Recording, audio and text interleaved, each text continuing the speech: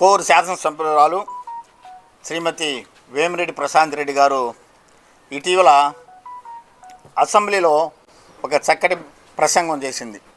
చంద్రబాబు నాయుడు స్ఫూర్తితో ఎంఎస్ఎంఈ సంబంధించినటువంటి ట్రైనింగ్ ఇస్తే ప్రతి ఇంట్లో ఒక పారిశ్రామికవేత్తగా తయారు చేయొచ్చు అని చెప్పింది. చాలా సంతోషమైన విషయం. ఏంటంటే సూపర్ 6లో వెళ్ళిపోయినా కానీ మీరు ప్రతి ఇంట్లో ఒక పారిశ్రామికవేత్తను తయారు చేస్తే మన నియోజకవర్గంలో అమ్మ గడప గడపకు మన ప్రభుత్వం తిరిగినప్పుడు మాకు తెలిసినటువంటి గృహాలు 1,12,20 గృహాలమ్మ.